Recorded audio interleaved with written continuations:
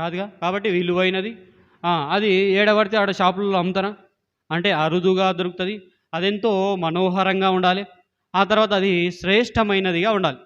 ఈ 4 లక్షణాలు సర్వసాధారణంగా ప్రశస్తమైన అనే పదానికి వాడుకోవచ్చు మనం. రైట్.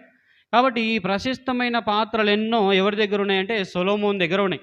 ఎందుకని అంటే రాజ్యం చేసిన రాజ్యాలన్నిటిలో దావీదు యుద్ధం చేసి జయించిన తర్వాత సమాధానంగా ఏలబడిన రాజ్యం ఏది అంటే సొలొమోను యొక్క రాజ్యం.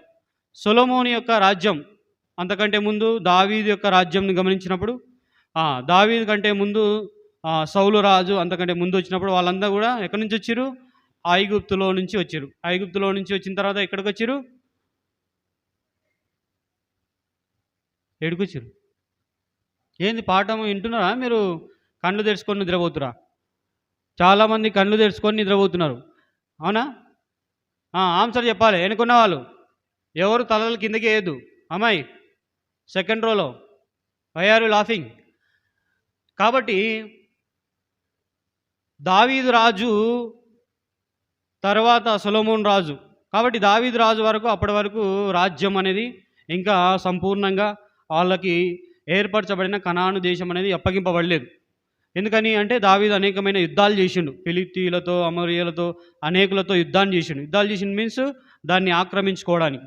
తర్వాత ఇప్పుడు సొలొమోను, ఆయన తర్వాత రాజు ఎవరయ్యారు? సొలొమోన్ రాజు అయిండు. సొలొమోను రాజ్య విస్తీర్ణం ఎక్కడి నుంచి ఎక్కడి వరకు ఉంది? ఏంటి సైన్స్ సోషల్ చదువుకోలేరా? బౌండరీస్ ఉంటాయి కదా, ప్రతి రాజ్యానికి కూడా బౌండరీస్ ఉంటాయి. ఈస్ట్ వైపు ఎంత వైపు ఉంది, వెస్ట్ సైడ్ ఎంత ఉంది, నార్త్ ఎంత సైడ్ ఉంది, వెస్ట్ ఎంత సైడ్ ఉందని. ఎంతవరకమ్మా? దాను మొదలుకొని బెయేర్షెబా వరకు. ఇప్పుడు మనము నార్త్ నుంచి సౌత్కి చూస్తే దాను మొదలుకొని బెయేర్షెబా వరకు రాజ్యాన్ని చేసిండు.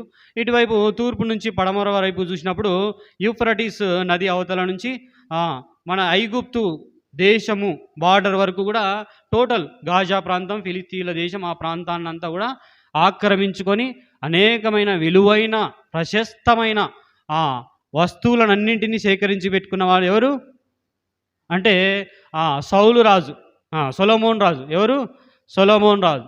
ఇక సొలొమోన్ రాజు రాజ్య విస్తరణ మాత్రమే చేయలే. ఏం చేసిండు ఆయన? మన మందిరమును కూడా నిర్మించిండు. ఏం చేసిండు? మందిర నిర్మాణం జరిగేటప్పుడు అతి సుందరమైన మందిర నిర్మాణం, అతి ప్రశస్తమైన మందిర నిర్మాణం ఎప్పుడన్నా జరిగిందంటే అది సొలొమోను రాజ్య కాలంలో మాత్రమే జరిగింది. అంత విలువైన రాళ్ళు, లేకుంటే దేవదారు వృక్షములు, సరళ వృక్షములు, అనేకమైన తుమ్మ చెట్టు కానీ ఇవన్నీ కూడా సేకరించి ప్రశస్తమైన వస్తువులన్నిటిని కూడా సేకరించిన రాజు ఎవరు అంటే ఎవరు? సొలొమోన్ రాజు. మందిర నిర్మాణం మాత్రమే కాకుండా ఆయన అనేకమైన నగరాలను కట్టించుకున్నాడు. తన సొంతంగా ఒక నగరం కట్టించుకున్నాడు. యెరూషలేము చుట్టూ ప్రాకారంలను కట్టిండు కదా. అంత మాత్రమే కాకుండా ఆయన ఏం చేసిండు అంటే ఎంతో తన జ్ఞానాన్ని వెదజల్లుతూ వచ్చిండు. ఫర్ ఎగ్జాంపుల్ అనేకమైన సామెతలు రాసిండు, అనేకమైన కీర్తనలు రాసిండు. అంత మాత్రమే కాకుండా కొన్ని రకాలైన మనం బాటనీ చదువుతాం కదా, బాటనీలో మన వాటేమంటారు వృక్షశాస్త్రం గురించి ఉంటుంది. వృక్షశాస్త్రంలో కింగ్డమ్, ఫైలం ఉంటాయి. ఏమైనా ఎవరు బైపీసీ వాళ్ళేరా? రైట్. కాబట్టి వాటి యొక్క జాతి ఎక్కడి నుంచి వచ్చింది, వాటి యొక్క పుట్టు పూర్వతరాలు ఎక్కువ వచ్చినాయి, అవన్నీ కూడా కొన్ని వృక్షాల గురించి కూడా జ్ఞానం కలిగిన వాడు ఎవరు అంటే ఎవరు? సొలొమోను రాజు. అయితే ఈ సొలొమోను రాజు ఆ కాలంలో యాక్చువల్గా అంటే మన ఇజ్రాయెల్ దేశానికి ఓడరేవు అనేది దగ్గర ఉండదు. ఇప్పుడు ఈయన రాజ్య విస్తీర్ణం ఏడు వరకు వ్యాపించిందంటే యూఫ్రటీస్ నది వరకు, లేదంటే ఎర్ర సముద్రం వరకు వ్యాపించింది కదా. ఎర్ర సముద్రంలో ఓడరేవుని కూడా నిర్మించినాడు. నౌకాదళాన్ని కూడా నిర్మించినాడు ఆ కాలంలోనే. ఏ కాలంలో? అమ్మా? సొలొమోను కాలంలో నౌకాదళాన్ని నిర్మించి అందులో ఓడరేవులను పెట్టి ఓడరేవుల ప్రయాణం చేయడానికి కూడా. కాబట్టి ఆ కాలానికి ఇవన్నీ కూడా ఏమిటి? ప్రశస్తమైనవే. కాబట్టి ఎంతో అరుదుగా దొరికి ఆ కాలంలో.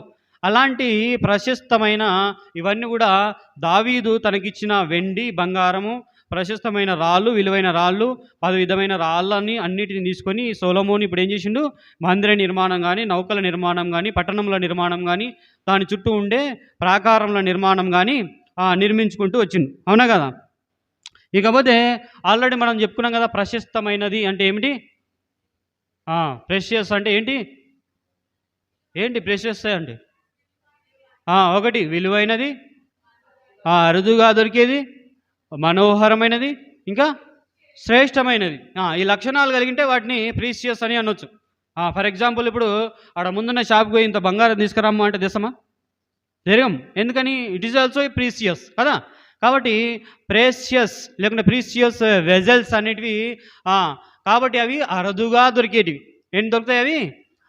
అరుదుగా దొరికి ఈ ప్రీషియస్ వస్తువులు ఏవైతే ఉన్నావో అలాంటి పాత్రలన్నీ ఎవరి దగ్గర ఉన్నాయంటే సొలొమోను యొక్క సామ్రాజ్యంలో ఉన్నాయని చెప్పుకోవచ్చు. ఎందుకని అంటే అలాంటి విలువైన పాత్రలనే ఆయన సేకరించి పెట్టుకున్నాడు. రైట్. ఇకపోతే సొలొమోను తర్వాత ఒకవేళ మన కాలానికి వచ్చినామనుకో, మన కాలానికి వచ్చిన తర్వాత ఇప్పుడు ప్రెషియస్ ఏంది అంటే ఎగ్జాంపుల్ చెప్పుకున్నాం. ఏంటి?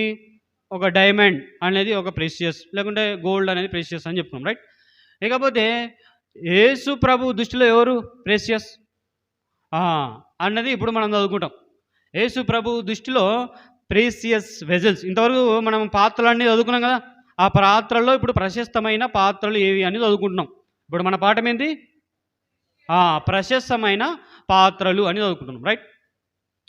ఇకపోతే ఇప్పుడు ఫర్ ఎగ్జాంపుల్ ఇప్పుడు మన హైదరాబాద్ పట్టణం ఉందనుకో, హైదరాబాద్ పట్టణంలో ఎవరైనా ఒక అమ్మాయి ఇట్లా నడుచుకుంటూ బంగారు గొలుసు వేసుకుంటూ పోయిందనుకో, బంగారు గొలుసు వేసుకుంటూ పోయింది, లేకుంటే అర్ధరాత్రి ఇట్లా నడుచుకుంటూ పోయిందనుకో, ఒక ఇద్దరు దుండగులు ఇట్లా కత్తి పట్టుకొని ఇట్లా వచ్చిరు.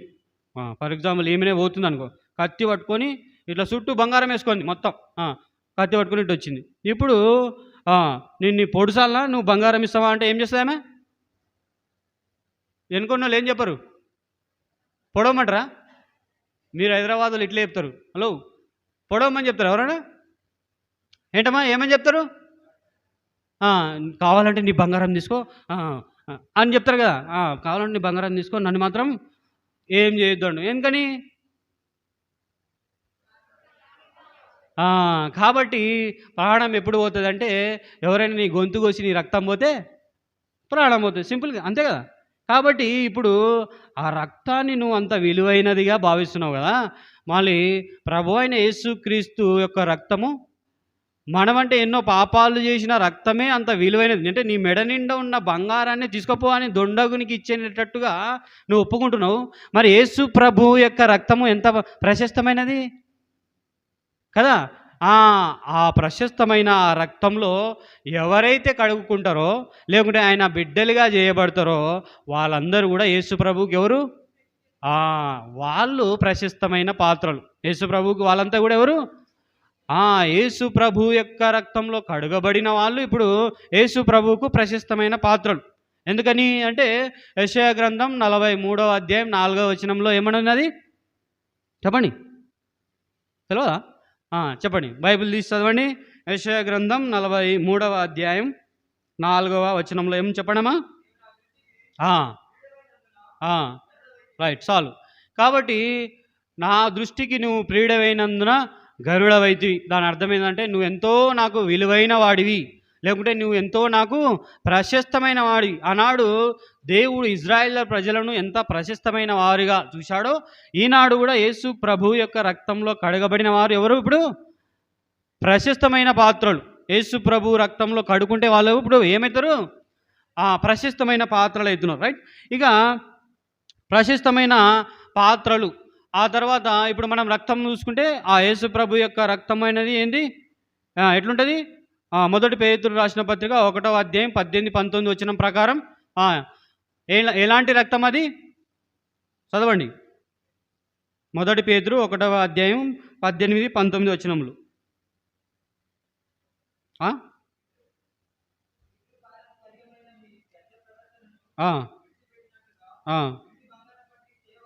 వెండి బంగారంల వంటి క్షయవస్తువుల చేత మీరు విమోచింపబడలేదు కానీ, మధ్యలో ఉన్న వాళ్ళు వింటురా, అమూల్యమైన రక్తం చేత అనగా నిర్దోషమును నిష్కలంకమునగు గొర్రెపిల్ల వంటి క్రీస్తు రక్తం చేత మీరందరూ కొనుక్కోబడ్డారు, మీరందరూ విమోచింపబడతారు. ఎప్పుడు అంటే ఒకవేళ నువ్వు యేసుక్రీస్తు యొక్క ఆ అమూల్యమైన రక్తం చేత నువ్వు కడగబడితే నువ్వేమవుతావు?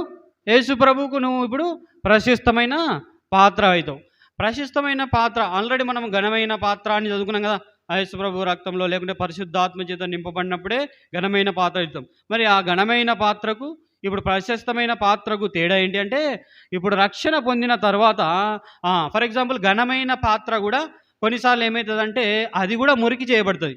మురికి చేయబడినప్పుడు ఏం చేస్తాడంటే కుమ్మరివాడి దగ్గరికి తీసుకొని పోతే కుమ్మరివాడు ఏం చేస్తాడంటే కుమ్మరివాడు మళ్ళీ తీసుకుపోయి దాన్ని మంటలేసాడు. మంటలేసి బాగా కాల్చి దానికి మున్న మురికంతా తీసేసి మళ్ళీ దాన్ని ఒక ప్రశస్తమైన పాత్రగా చేయడానికి దాన్ని ఆ విధంగా కుమ్మరివాడు ఉపయోగిస్తాడు. కాబట్టి మురికి అయిన ప్రాంతం లేకుంటే మురికి అయిన ఏరియా ఏదైతే ఉందో ఆ దాన్ని కూడా ఇప్పుడు ఏం చేస్తాడు కుమ్మరివాడు? ప్రశస్తమైన దానిగా చేస్తాడు. మరి ఇప్పుడు మనం కూడా ఏదైనా పడిపోతున్నాం అనుకో, ఆ పడిపోయినప్పుడు ఇప్పుడు మనం కూడా ఏం చేయబడాలి? ప్రశస్తమైనదిగా చేయబడాలి. ఎట్లా చేయబడతాం అన్నది ఇప్పుడు ఇంపార్టెంట్. ఫర్ ఎగ్జాంపుల్, ఏ బాబు వింటురా? ఆ ఫ్యాన్ దగ్గర ఉన్నోళ్ళు ఇప్పుడు ఫర్ ఎగ్జాంపుల్ నీ పేరేం పేరమ్మా? మధ్యలో తలకాయ రాకేష్. ఇప్పుడు ఫర్ ఎగ్జాంపుల్ రాకేష్ లేకుంటే ఇక్కడ ఎవరన్నా ఓమ్మాయి నీ పేరేం పేరు? ఎవరో ఒక అమ్మాయి ఉందనుకుందాం. ఫర్ ఎగ్జాంపుల్ ఎవరో దీనా అనే అమ్మాయి ఉందనుకుందాం. ఇప్పుడు ఆ అమ్మాయిలో ఏమేమి ఉంటాయి అంటే మనం చదువుదాం. 1 తెస్సలోనికీయులకు రాసిన పత్రిక 5వ అధ్యాయం 23వ వచనం. స్పీడ్గా చదువు. 1 తెస్సలోనికీయులకు రాసిన పత్రిక 5వ అధ్యాయము 23వ వచనం.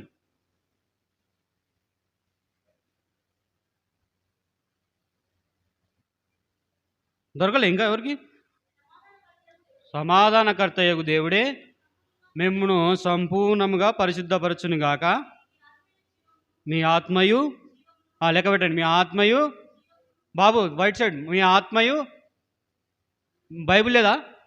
ఒకటి మీ ఆత్మయు, రెండవది జీవమును, మూడవది శరీరం. చాలమ్మా. కాబట్టి ఇప్పుడు ఒక రాకేష్ అనే పిల్లోన్లో ఏమేమి ఉంటాయి? ఒకటి శరీరం, 2 జీవము, 3 ఆత్మ. జీవాన్ని బైబిల్లో అక్కడక్కడ ప్రాణం లేకుంటే సర్వసాధారణంగానే ప్రాణము అని అంటుంటారు. కాబట్టి ఇప్పుడు ఒక అమ్మాయి ఉందనుకో, అమ్మాయిలు ఏమేమి ఉంటాయంట? ఒకటి శరీరం, 2 జీవము, 3 ఆత్మ ఉంటాయి. రైట్. ఇక మనం చదువుకున్న ఒక క్రైస్తవ జీవితానికి, శరీరానికి లేకుంటే మన జీవానికి, ఆత్మకు సంబంధించినప్పుడు చూసినప్పుడు సర్వసాధారణంగా దేవుడు అనేవాడు ఎట్లుంటాడు? దేవుడు ఎట్లుంటాడు? ఆత్మరూపి అయి ఉంటాడు. కాబట్టి దేవుడు ఏం కోరుతున్నాడు అంటే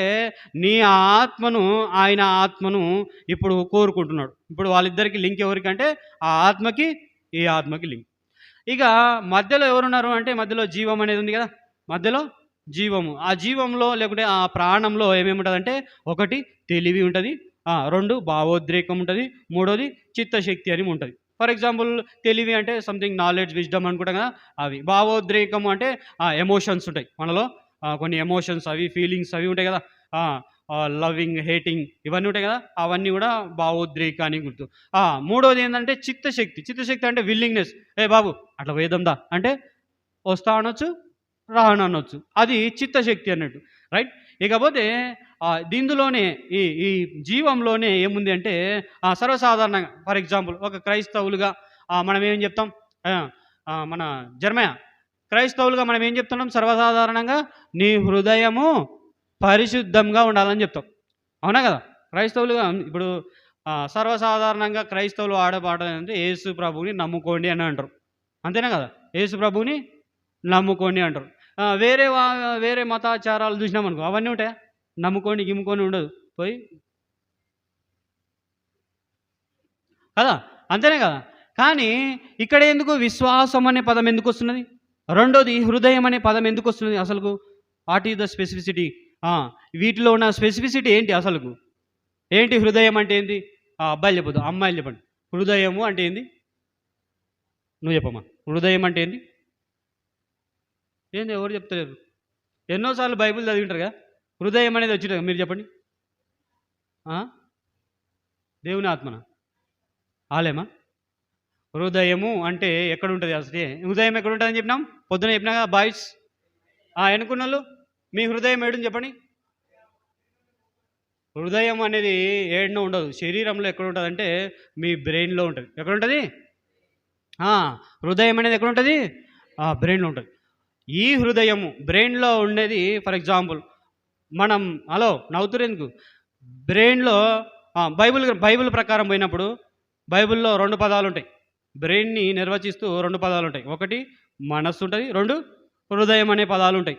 ఈ 2 పదాలు బ్రెయిన్ని డివైడ్ చేస్తూ అందులో రాయబడి ఉంటుంది, రైట్? ఇకపోతే మనస్సు అనేదేమో ఆలోచనలు చెప్తుంటుంది, అటు ఇటు అది చేయాలి ఇది చేయాలి ఆలోచన. హృదయం అనేది ఇంతకుముందు చెప్పినాం కదా, జీవంలో భావోద్రేకం అనేది ఉండదని.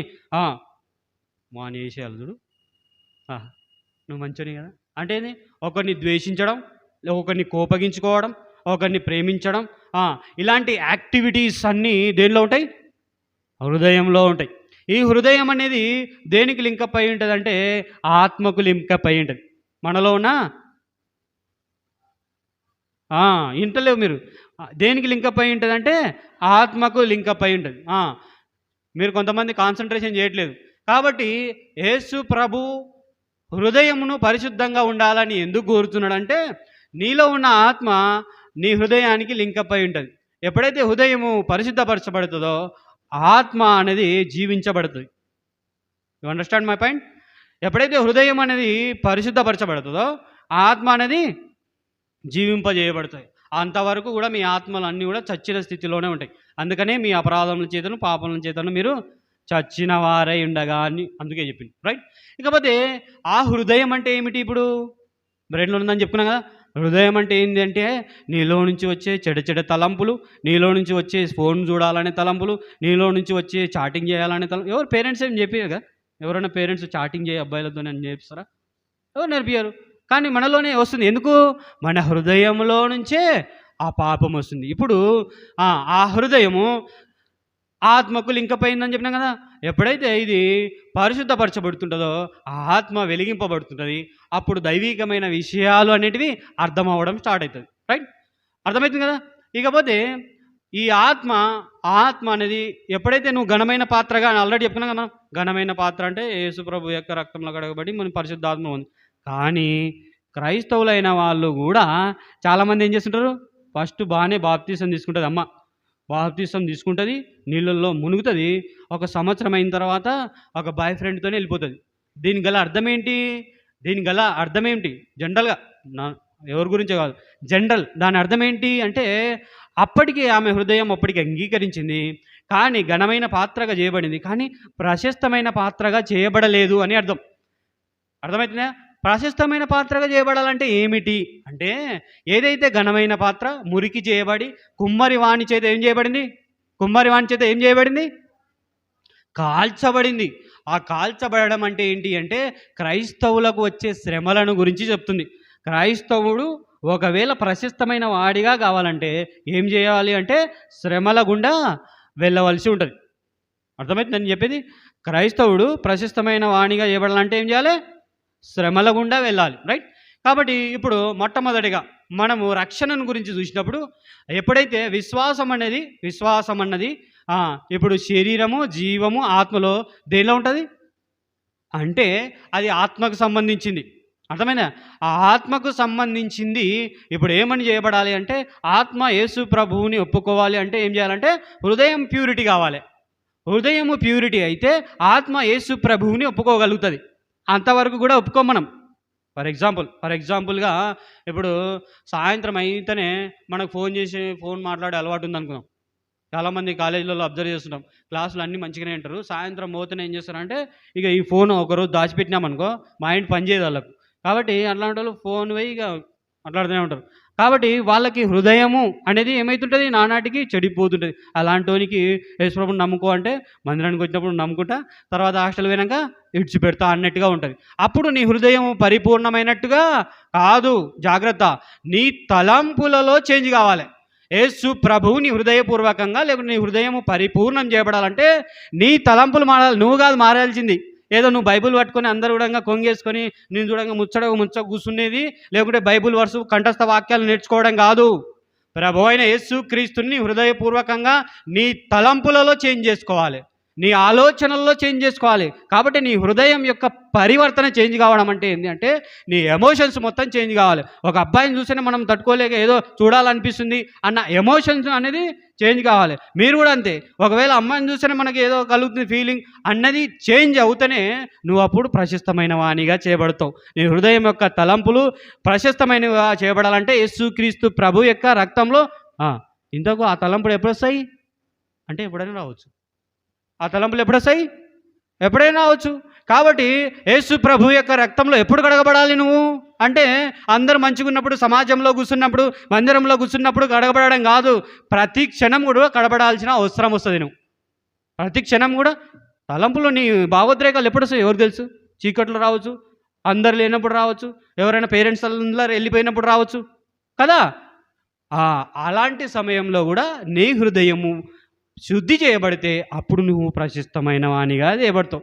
ఎప్పుడు ప్రశస్తమైనదిగా అప్పుడు చేయబడుతుంది అంటే ఎప్పుడు చేయబడుతుంది అంటే దేవుని వాగ్దానములను చేతబట్టినప్పుడు మాత్రమే అది ప్రశస్తమైనదిగా చేయబడుతుంది.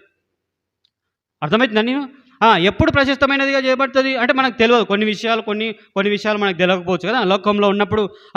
అంటే మనకు ఆత్మ మాత్రం చెప్తుంది. ఒకవేళ నువ్వు రక్షణ పొందిన తర్వాత పరిశుద్ధాత్మ నీకు బోధిస్తుంది. అమ్మ నువ్వు ఇప్పుడు తప్పు చేస్తున్నావు అంటే కొంచెం ఇప్పుడు ఎవరు లేరుగా, పేరెంట్స్లో ఏం లేదు, కొద్దిసేపు ఫోన్ మాట్లాడొచ్చు అన్నావనుకో, ఏం చెప్తుంది ఆత్మ?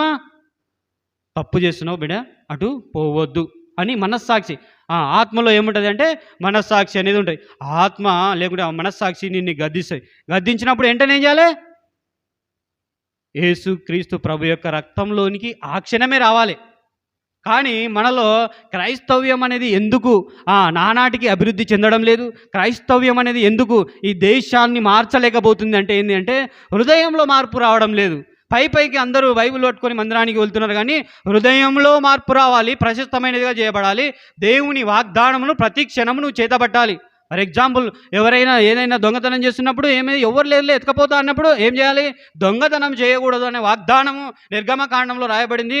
10 వాగ్దానంలో ఒక వాగ్దానం అనేది నీకు గుర్తుకు రావాలి. అది నువ్వు నీ హృదయానికి చెప్పుకోవాలి. అలా తర్ఫీదు పొందాలి. ప్రశస్తమైనదిగా చేయబడడం ఎప్పుడు జరుగుతుంది అంటే ఆ విధంగా దేవుని వాగ్దానములను చేతబడుతూ ఏం చేయబడాలి? ప్రశస్తమైనదిగా చేయబడుతూ రావాలి మీరు కదా. మరి ఎంతమంది ప్రశస్తమైన వారిగా చేయబడుతున్నారు? ఎంతమంది ప్రశస్తమైన పాత్రలు ఇక్కడ ఉన్నారు అంటే ఇప్పుడు చేతులు ఎత్తడం భయమవుతుంది. ఎందుకని? పైకి భక్తిగానే కనబడతాం మనమందరం.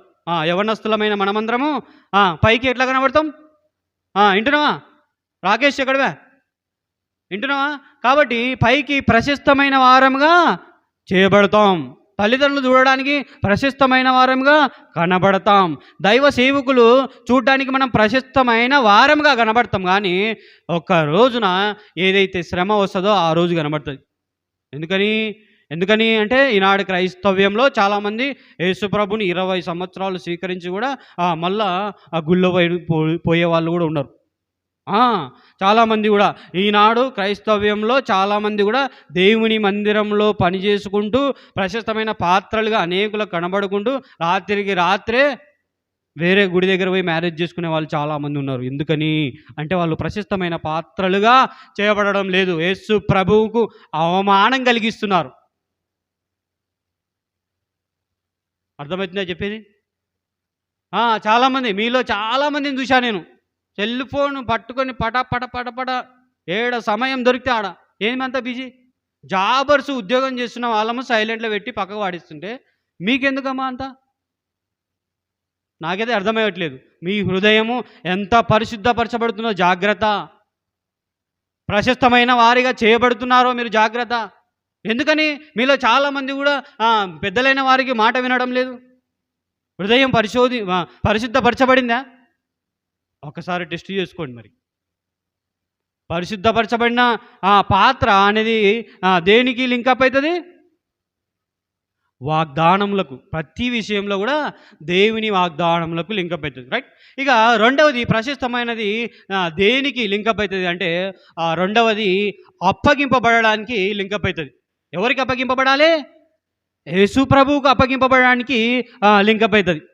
యేసు ప్రభువుకు అప్పగింపబడడం అంటే ఫర్ ఎగ్జాంపుల్ క్రైస్తవులు ఎవరు క్రైస్తవులు అవుతారు? ఇంతకు ఎవరు క్రైస్తవులు కావచ్చు?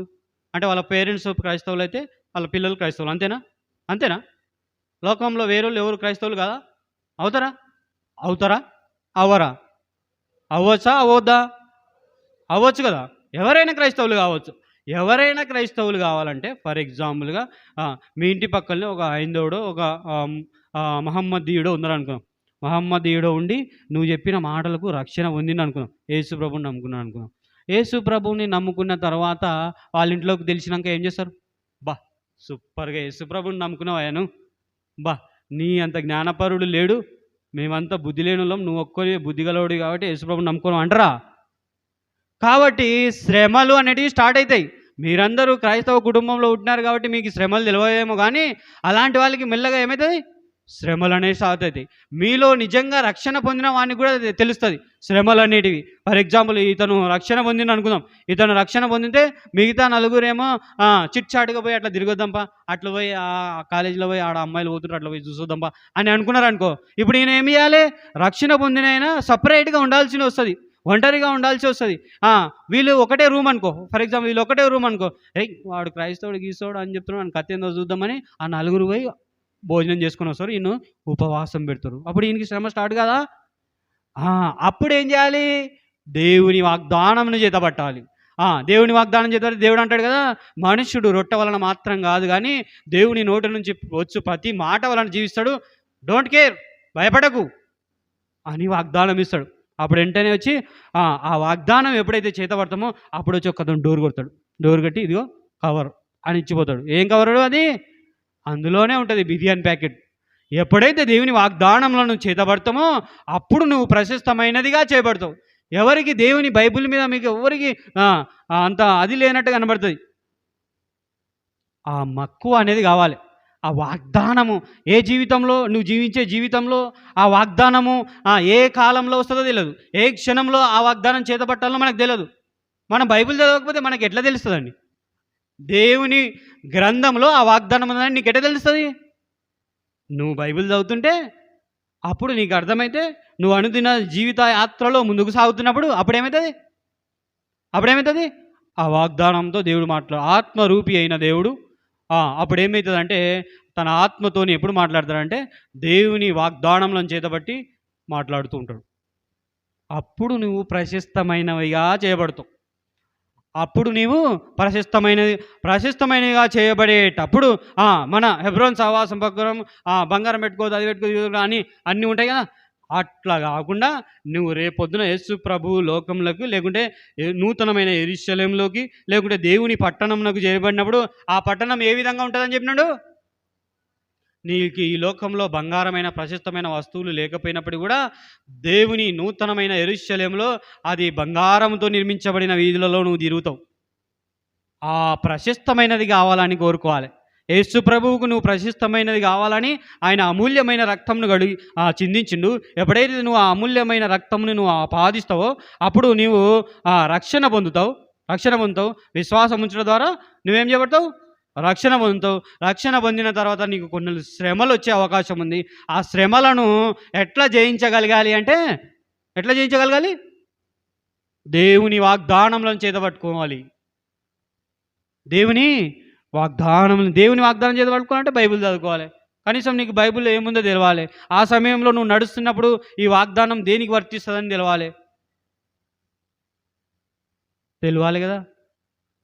అప్పుడు మాత్రమే నువ్వు ప్రశస్తమైనదిగా చేయబడతావు. అప్పుడు మాత్రమే యేసుక్రీస్తును నీవు ప్రభువుగా స్వీకరించినావు. అందుకనే బైబిల్ గ్రంథంలో ఉంటాయి, యేసుక్రీస్తును ప్రభువుగా స్వీకరించిన వానికి రక్షణ అని ఉంటుంది. తెలుసా మీకు? ప్రభువుగా స్వీకరించడం అంటే ఏంటి అంటే సంపూర్ణమైన ఆయన అధికారంకు మనం అప్పగించబడడం. అనగా ఆయన ఇట్లా నడవమంటే ఇట్లా నడుస్తా, ఇట్లా వద్దంటే ఇట్లా పోతా అని నువ్వు అప్పగింపబడినప్పుడే నువ్వు ప్రశస్తమైనవిగా చేయబడతావు అంట. అర్థమవుతుందా చెప్పేది? అర్థమవుతుందా? కాబట్టి హృదయము అన్నిటికంటే మోసకరమైనదే. కానీ దేవుడు ఏం చెప్తున్నాడంటే ఆ హృదయాన్ని కడుక్కోమన్నాడు. ఆ హృదయం ఏడుందని చెప్పినా మనం నువ్వు ఆలోచించే ప్రతి చెడ్డ ఆలోచన ఎక్కడి నుంచి వచ్చిందంటే ఎక్కడి నుంచి వస్తుందమ్మా? కాళ్ళ నుంచి వస్తాయి, గుండెకాయల నుంచి వస్తుంది అంటారు అందరూ. హృదయం అంటే ఇట్లా చేయబోతుంది అందరు అబ్బాయిలందరూ ఇట్లా అంటారు కదా. ఈ నుంచి ఏమొస్తుంది? ఒక ఆలోచన కూడా రాదు. ఆ! ఇక్కడ ఉంటది. నీ చెడు ఆలోచనలన్నీ గూడా ఎప్పుడైతే సంపూర్ణంగా ఆయన అధికారం అప్పగించుకుంటావో అంటే ఏంటి? ఆ! అంత ఈజీ ఏం గాదు. క్రైస్తవ జీవితం అనేది అంత ఈజీ ఏం గాదు. వచ్చినాము, బైబిల్ పట్టుకున్నాం, బాప్తిసం తీసుకున్నాం, అయిపోయిందన్నట్టుగా ఉండదు. ఎట్లా ఉంటది బైబిలు? లేకుంటే క్రైస్తవ జీవితం అనేది ఎట్లా ఉంటది అంటే, ఎప్పుడైతే మనము యాత్రా జీవితంలో ముందుకు పోతున్నప్పుడు ప్రతి విషయాన్ని గూడా ప్రభువును ఇష్టమా? కాదా? అని అడుక్కుంటూ పోవాల్సొస్తది. అదే మూడవది ఏందంటే, దేవుని చిత్తమును తెలుసుకోవడం. తర్వాత మీ ఇంటోళ్ళు గూడా ఎనక్కి గుంజుతుంటారు. మందిరానికి పోయేస్తా మమ్మీ అంటే, "ఏ వద్దు ఈరోజు నీళ్ళొచ్చినాయి బట్టలు పట్టుకో" అని గూడా అంటుంటారు. కానీ దేవుడు ఏం చెప్పినాడు? దైవ సాన్నిధ్యంలో ఈ దినం ఉండాలని చెప్పినాడనుకో, ఏం జేయాలే? ఏం జేయాలి ఆ రోజు? బట్టలు ఉతుకుతావా? మందిరానికి పోతావా? ఆహా! అట్లా చేసేటట్టే లేరు మీరు. గట్టిగా చెప్తలే మీరు. కాబట్టి ప్రశస్తమైనదిగా చేయబడాలంటే ఏం చేయాలప్పుడు? వాగ్దానం చేతబట్టుకోవాలి. యేసు ప్రభు చెప్పిండు, ఈరోజు ఆదివారం ఖచ్చితంగా నేను మందిరానికి పోవాలి. నీ బట్టలు ఏమన్నా గానీ, ఏమైనా గానీ. అది వాగ్దానం చేతబట్టుకో. ఓన్లీ ఒక బట్టలని కాదు. నువ్వు వేసే ప్రతి అడుగు గూడా. ఫర్ ఎగ్జాంపుల్ ఇప్పుడు చాలామంది 10th పాస్ అయినోళ్ళు ఉన్నారు. ఇంటర్మీడియేట్‌కి పోవాలి. వాళ్ళేం జేయాలి? వాళ్ళేం జేయాలి? అంటే మూడవదిగా దేవుని చిత్తాన్ని కనుక్కోవాలి. ఆ! ఏ ఏ ఏ ఏ అబ్బాయికి ఇట్లా పోతుంటో ఆ అబ్బాయి ఇంటి పక్కల ఉన్నాడు. కొంచెం తోడుగా ఉంటాడు. అబ్బాయి పోతున్నాడు కాబట్టి ఆ కాలేజీకి పోతా అనేది గాదు. అర్థమైందా? కాబట్టి మూడవదిగా ఏం జేయాలి? దేవుని చిత్తం. ప్రభా నేను ఏ కోర్స్ తీసుకోవాలి? ఏ కాలేజీకి వెళ్ళాలి? ఏడ ఉంటే నేను నీకు ప్రశస్తమైన పాత్రగా ఉంటా? లోకంలో ఇరుక్కోకుండా ఉంటా? అన్నది దేవుని చిత్తమును ఎరగాలే. దేవుని చిత్తంను చిత్తం అంటే ఏంటి? దేవుని యొక్క ఇష్టాలు తెలుసుకోవడం. మన ఇష్టం వేరే ఉంటది. నీకేమో బైపీసీ గ్రూప్ తీసుకోవాలా, నాకు మంచిగా ఉంటది, నేను డాక్టర్‌ని అయిపోతా అని ఉంటది. యేసు ప్రభు వద్దమ్మా, నువ్వు ఇంజినీరింగ్ కావాలా? రేపొద్దున దేవుని మందిరము నిర్మాణం కాబోతున్నది. లేదంటే హెబ్రోన్‌ని మొత్తము పెద్దగా నిర్మాణం చేయాల్సిన అవసరం ఉందని నిన్ను ఎన్నుకోవాలనుకున్నాడు అనుకో. దేవుడు ఏడికి పోమంటాడు? ఎంపీసీ తీసుకోమంటాడు. వేరే గ్రూప్ తీసుకోమనొచ్చు కదా! కాబట్టే దైవ నిర్ణయం. మూడవదిగా ఏం చేయాలి? మూడవది ఏందంటే దేవుని చిత్తమును. ఎవరికి అట్లా ఏం లేదు. "ఏ మమ్మీ నేను పోతా మమ్మీ. నేను ఆ కాలేజ్‌కే పోతా లేదంటే పోను నేను" అనేటోళ్ళు కూడా చాలామంది ఉంటారు. మీరెవరు క్రైస్తవులు గారప్పుడు. ప్రశస్తమైన పాత్రలు గానే గారు. అర్థమైతుందా నేను చెప్పేది? ఆ! ఇకపోతే మనం మధ్యలో రెండోది ఏం చెప్పినాం? ఆ! రెండోది ఏందంటే ఆయనకు అప్పగించుకోవడం. రెండోది ఏందంటే ఆయనకు అప్పగించుకోవడం. ఫర్ ఎగ్జాంపుల్ నువ్వు సూపర్‌గా చదువుతున్నావు అనుకో. ఇంటర్మీడియేట్‌లో 995 మార్క్స్ వచ్చినాయనుకో 1000కి. 1000కి ఇంటర్మీడియేట్‌లో ఎవరికి రాలే గానీ ఈడ చెప్తున్నా. 995 మార్క్స్ వచ్చినావనుకో. ఇంటర్‌లో వస్తే ఇక నువ్వేం చేయాలి? ఎంసెట్ రాసి ఫస్ట్ ఎంబీబీఎస్ ర్యాంక్ ఫస్ట్ తెచ్చుకోవాలి. ఫస్ట్ తెచ్చుకోవాలి. తెచ్చుకోవాల్సిన సమయం వచ్చినప్పుడు ఆ! యేసు ప్రభు దగ్గరికి పోయినాం. పోయిన తర్వాత ఇక నేను సూపర్ చదివినా, నాకు మంచి మార్కులు వచ్చినాయి. ప్రభువా నేను ఇప్పుడు హైదరాబాద్ యూనివర్సిటీలో ఫస్ట్ ర్యాంక్ ఫస్ట్ సీట్‌లో నేనే కూర్చుంటా అని అన్నావనుకో. అప్పుడు వెంటనే యేసు ప్రభు ఉండి, అట్లా కాదు నాయనా నువ్వు ఈడనే చదవాలి. ఈడ ప్రేమాత్పేటలో కాలేజ్ డిగ్రీ కాలేజ్ ఉంది. ఆ డిగ్రీ కాలేజ్‌లోనే చదువుకోవాలి.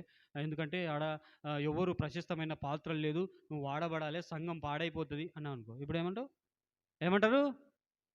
ప్రభా నేను అందరికంటే స్టేట్ ఫస్ట్ నేను ఇక్కడ అని యేసు ప్రభువుతోని వాదించేటోళ్ళం కూడా ఉంటాం మనం. అవునా కదా? ఉంటారా? ఉండరా? ఉంటారు.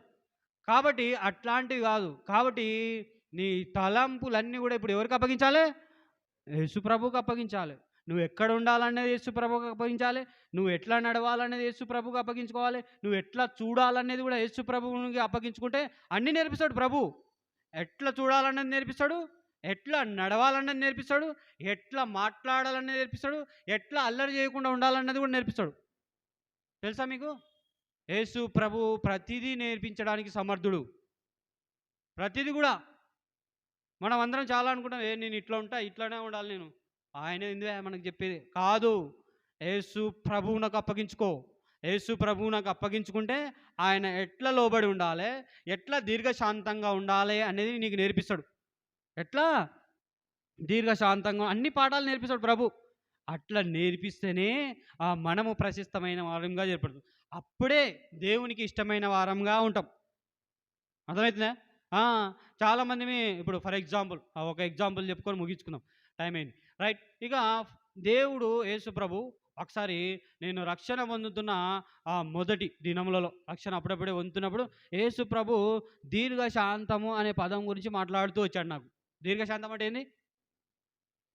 ఎక్కువగా సహనం కలిగి ఉండడం. లేకుంటే ఎక్కువగా ఓర్పు కలిగి ఉండడాన్ని ఏమంటారు? దీర్ఘశాంతం అని ఉంటారు. ఆ దీర్ఘశాంతం కలిగి ఉండాలి అని చెప్పినప్పుడు మనకంత ఓపిక ఉండేది కాదు.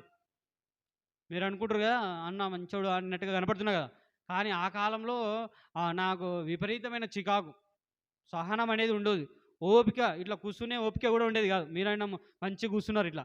అట్లా ఓపిక కూడా ఉండేది కాదు. అంత చికాకుతోని, కోపంతోని ఇట్లా ఉండేవాడిని. అలాంటి నాకు దీర్ఘశాంతం కావాలి నీకు అని నేర్పిస్తున్నాడు. వారం వెంబడి వారం, బాబు లేవు. ఆ పిల్లని లేపు. వారం వెంబడి వారం, వారం వెంబడి వారం చెప్పుకుంటూ వస్తుంది. ఏందబ్బా ఊకే దీర్ఘశాంతం అంటున్నాడు అనుకున్నా. తర్వాత ఏమైందంటే మనది థీసిస్ రాసేటప్పుడు ఒక సార్ ఉండేవాడు. మా సార్ థీసిస్ అంటే కరెక్షన్ చేసేది బుక్‌ని. తీసేసి నేనొస్తే "ఏయ్! నువ్వు ఆడనే నిలబడు" అంటుండే నన్ను. "ఏడా?" "బయటనే." ఆయన లోపల ఉంటాడు కదా రూమ్‌లో. "నువ్వు ఆడనే నిలబడు" అంటుండు. అట్లా నెలల తరబడి నెలలు నిలబెట్టుకుంటూ వచ్చిండు. నాకు ఇంగా కోపం పెరిగిపోతా ఉంది. ఇక్కడనేమో మందిరానికొస్తే దేవుడేమంటున్నాడు? దీర్ఘశాంతం కలిగి ఉన్నాను. అక్కడ పోతేనేమో చికాకొస్తుంది. ఇక అంతకుముందు లైఫ్ చూసానేమో ఎవడైనా ఏమన్నా అంటే యూనివర్సిటీలో పోయి 10 మందిని పోగు చేసుకొని "ఏయ్! ఏం సార్" అని అనేటోళ్ళము ఇప్పుడు దేవుడు ఏమంటున్నాడంటే, "నాయనా నీకు దీర్ఘశాంతం కావాలంటు." ఎట్లుండేతోని నేను ఎట్లయినా ఇదేంది కథ యేసుప్రభు ఏంది దీర్ఘశాంతం అంటున్నాడు అని సరే ప్రభువు చెప్తున్నాడు. ఓపికతో నడుద్దాం అనుకుంటా అట్లనే నడిచిన. దేవుడు ఎట్లా చెప్తే అట్లనే దేవునికి అప్పగించుకోవాలని చెప్పిండు కదా! అట్లనే అప్పగించుకుంటూ వచ్చినప్పుడు ఆ తర్వాత తెలిసింది. ఎందుకు ఈ పాఠం చెప్పిండు దేవుడు నాకని తర్వాత తెలిసింది. 2 సంవత్సరాల తర్వాత తెలిసింది. ఏమని తెలిసింది అంటే అక్కడ ఒక, ఒక అంకుల్ ఉండేవాడు. అక్కడ ఒక అంకుల్ ఉండి నన్ను జాగ్రత్తగా అబ్జర్వ్ చేస్తుండేవాడు. ఈయనకి ఎందుకబ్బా ఇంత ఓపిక ఉంది. ఈడు చాలా మంచోని లెక్క ఉన్నాడు. ఈ పిల్లోనికి చాలా శాంతం కలిగి ఉన్నాడు అనుకుంటూ లాస్ట్‌గా అంకుల్ ఒక డెసిషన్ తీసుకున్నాడు. ఆ డెసిషన్ ఏంది అంటే ఆళ్ళ అమ్మాయిని నాకివ్వాలని డెసిషన్ తీసుకున్నాడు. మనకది ఓపిక ఉండేది గాదు. ఒకవేళ అలాంటి ప్రవర్తనను మనము చూపిచ్చింటే, ఇప్పుడు ఆ అమ్మాయిని నేను చేసుకునేవాడిని గాదు. దేవుడు నన్ను హెబ్రోను సహవాసంలో ఉంచేవాడు గాదు. నేను ఈ ప్రేమాత్పేటలో ఉండేవాడిని గాదు. మీకు ఈ పాఠం గూడా చెప్పేవాడిని గాదు. అర్థమైందా? దేవునికి అప్పగించుకోవడం వల్ల చాలా లాభాలుంటాయి. మన తొందరపాటం వలన, లేకుంటే మన హృదయంలో నుంచి వచ్చే పాపాన్ని మనం ఎక్కువగా వాటిని కేర్ చేస్తూ ఉండడం వలన ఏమైపోతుంది? దేవుని యొక్క ప్రశస్తమైనవి మనం పొందుకోలేకపోతాం. అదే ఆ పరలోకాన్ని గూడా నువ్వు రేపొద్దున పొందుకోలేకపోతావు. యేసుప్రభు బిడ్డనని లోకంలో చెప్పుకొని బైబిలు సంకలో పెట్టుకొని ప్రతి ఆదివారం గూడా మందిరానికి వచ్చినప్పటికి గూడా ఒకవేళ నువ్వు ఆ ప్రశస్తమైన రాజ్యంలో, ఒకవేళ ఆ ప్రశస్తమైన స్థానంలో లేకపోతే అప్పుడు నీకు అవమానం కలగదా? నీకు అవమానం కలగదా? ఒకవేళ ఆ ప్రశస్తమైన ఆ లోకంలో, ప్రశస్తమైన ఆ పరలోకంలో, ప్రశస్తమైన బంగారు వీధులలో నువ్వు సంచరించాలంటే, ఈ దినమే నువ్వేం జేసుకోవాలి? దేవునికి అప్పగించబడుకోవాలి. యేసుక్రీస్తు రక్తంలో కడగబడాలి. ఆయన వాగ్దానములను చేతబట్టుకోవాలి. ఆయన చిత్తం నెరిగి నడుచుకుంటే నువ్వేం చేయబడతావు? యేసు ప్రభు దృష్టిలో ప్రశస్తమైన పాత్రగా చేయబడతావు. ఇంతకన్నా మంచి పాత్ర లేదన్నట్టుగా చేయబడతావు. అర్థమవుతుందా? అర్థమైందా పాఠం? ఎవరికి అర్థం కాలే? ఒక్కరు కూడా లేరా? చేతులెత్తండి. అర్థమైనోళ్ళు చేతులెత్తండి. ఒక్కరికే అర్థమైంది. మీకెవరికి అర్థం కాలే. అర్థమైనోళ్ళు చేతులెత్తండి. ఆ! కాబట్టి అనవసరంగా ఎత్తొద్దు. ఊకూకే కొంతమంది పాఠం వినకుండా నిద్రపోయినోళ్ళు కూడా చేతులెత్తుతున్నారు. వేస్ట్. కాబట్టి ప్రశస్తమైన పాత్రగా చేయబడాలంటే ఈనాడే తీర్మానం చేసుకో. అర్థమైందా? ఊకే మామూలుగా వచ్చిపోవడం. ఇంకొక విషయం చెప్పనా? నాకు తెలిసి మీరు ఒకవేళ ప్రశస్తమైన పాత్రగా లేకపోతే అంతా మీరు వేరే ఇతర డినామినేషన్స్ వాళ్ళంతా కంటే కూడా వేస్ట్. ఎందుకని అంటే హెబ్రోన్ సహవాసంలో 3 గంటలు కూర్చోబెడతారు ఏనైనా గాని. ఇప్పుడు ఈబీఎస్‌కైనా 3 గంటలు కూర్చోబెడతారు. ఆదివారం రోజైనా 3 గంటలు కూర్చోబెడతారు. ఏదైనా కొత్త స్పెషల్ మీటింగ్ ఉందంటే 3 గంటలు కూర్చోబెడతారు కదా! అదంతా కూడా వేరే వాళ్ళు కొంచెంసేపు ఒక గంట అటు ఇటు తిరిగొచ్చి కూడా హైందవులో ఎవరో గంట అటు తిరిగొచ్చి ఇంకో 2 గంటలు చదువుకుంటారు. ఇక మనం మళ్ళీ ఈడికొచ్చిన తర్వాత సర్వింగు, భోజనము అది ఇది చేసుకొని ఇంకో 2 గంటలు, 5 గంటలు ఏమైంది? ఊకె టైం వేస్టు. కాబట్టి ఈ దినమే తీర్మానం చేసుకోండి. ఒకవేళ ఈ లోకంలో మనము ప్రశస్తమైన వారంగా చేయబడకపోయినప్పటికీ, ఎవరి దృష్టిలో ప్రశస్తమైన వారంగా ఉండాలి మనం ఇప్పుడు? దేవుని దృష్టిలో ప్రశస్తమైన వారంగా. అలాంటి తీర్మానం ఎవరైనా చేసుకుంటే, ఇప్పుడు కళ్ళు మూసుకొని ప్రార్థన చేసుకోండి. అర్థమైందా? అలాంటి తీర్మానం లేని వాళ్ళు కళ్ళు తెరుచుకొని ఉండొచ్చు. No problem. ఓకేనా? అలాంటి తీర్మానం ఎవరైనా చేసుకొని, దేవుని వాగ్దానములను చేతబడతాను నేను. ఆ! ఆయనకు నేను సంపూర్ణంగా అప్పగించబడతాను. నా ఇష్టాలు గాదు, యేసు ప్రభువు వాక్యమునకు నేను అప్పగింపబడతా అనేవాళ్ళు మాత్రమే కళ్ళు మూసుకొని ప్రార్థనలో ఉండండి.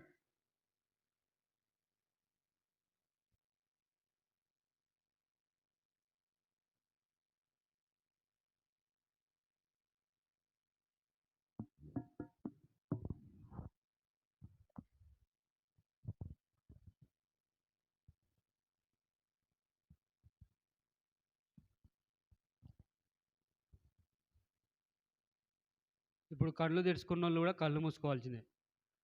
ఎందుకంటే మీకోసం గూడా ఇప్పుడు ప్రార్థన చేస్తాం.